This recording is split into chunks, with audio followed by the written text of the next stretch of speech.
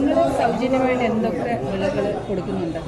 നമ്മൾ കൃഷിഭവൻ വഴിയാണ്. കൃഷിഭവൻ വഴി ഇപ്പോൾ പച്ചക്കറി തൈ കൊടുക്കാറുണ്ട്, തെങ്ങ് സബ്സിഡി കൊടുക്കാറുണ്ട്, പിന്നെ അല്പം നെൽവിത്ത് കൊടുത്തിരുന്നു, അത് എള്ളുവിത്ത് അതെല്ലാം നൽകാറുണ്ട്. പലരും ഒരു കംപ്ലൈൻറ്റ് പറഞ്ഞു നെൽവിത്ത് കൊടുത്ത് കൃഷിഭവൻ്റെ ആവശ്യപ്രകാരം കൃഷി ചെയ്തിരുന്നു, പക്ഷേ അവർക്ക് നഷ്ടമാണ് സംഭവിച്ചത്. പഞ്ചായത്ത് 2500 രൂപ കിട്ടുള്ളൂ, 3000 രൂപ കിട്ടുള്ളൂ, ചിലവ് വന്നു എന്നൊക്കെ പറയുന്നു. അപ്പോൾ അതിന് അങ്ങനെയല്ല.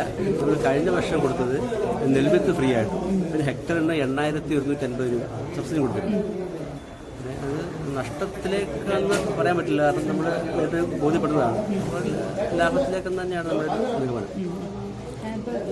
അവിടെ നമ്മൾ ഭാവി കൃഷിഭവൻ്റെ ഭാവി പരിപാടികൾ എങ്ങനെയൊക്കെയാണ് ഈ കാർഷിക രംഗത്ത്? കാരണം നിങ്ങൾക്ക് ഓരോ വർഷവും ഇതിൻ്റെ പദ്ധതികളും ഒക്കെ ഉണ്ടാവും. നമുക്ക് നമ്മൾ ചെയ്യുന്നത്, നമ്മൾ വെക്കുന്നതെന്ന് വെച്ചാൽ ജനകീയത്തിൻ്റെ ഭാഗമായിട്ടാണ്. അത് നമ്മൾ വെക്കാറുണ്ട്, എല്ലാ വർഷവും വെക്കാറുണ്ട്. അല്ലാത്ത ടാർഗറ്റുകൾ നമുക്ക് സർക്കാരിൽ തരണം. അപ്പോൾ അത് വരുന്ന മാർക്ക് നമുക്കത് ചെയ്യാൻ പറ്റും.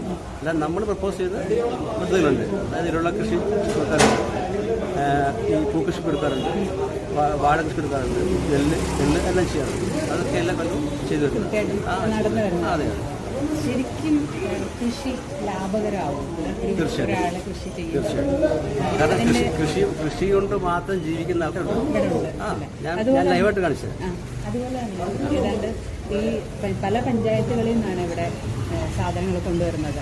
മൈനാഗപ്പള്ളി എല്ലാ പഞ്ചായത്തുകളിൽ നിന്നും വ്യത്യസ്തമാകുമെന്ന് എനിക്ക് തോന്നുന്നുണ്ട്.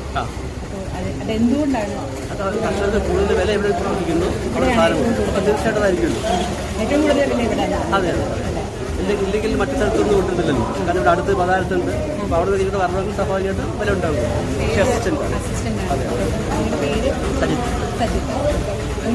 എത്ര കൊല്ലമായിട്ട് ഇവിടെ? ഞാനിവിടെ 2 വർഷം. 2 വർഷമായിട്ടുണ്ട്. നിങ്ങളുടെ ഒരു സർവീസ് കൃഷിഭവനിൽ എത്ര വർഷമാണ് ഒരു സ്ഥലത്ത്? ഒരു ജില്ലയിൽ 3 വർഷം. 3 വർഷം. അതിനുശേഷം പിന്നെ മറ്റ് നിങ്ങളുടെ പെർഫോമൻസ് അനുസരിച്ച് നിങ്ങളെ അവിടെ തന്നെ കണ്ടിന്യൂ ചെയ്യാറുണ്ടോ? സാധാരണ ഇതിൽ അങ്ങനെയില്ല. 3 വർഷമാണ് ഒരു ജില്ലയിൽ അനുവദിക്കാറ്. അപ്പം ശരിക്കും ഈ ഒരു കൃഷി ചെയ്യേണ്ട രീതികളൊക്കെ നിങ്ങൾ പറഞ്ഞു കൊടുക്കാം. ഈ ഗൈഡൻസ് കൃത്യമായിട്ട്. തീർച്ചയായിട്ടും. Thank you.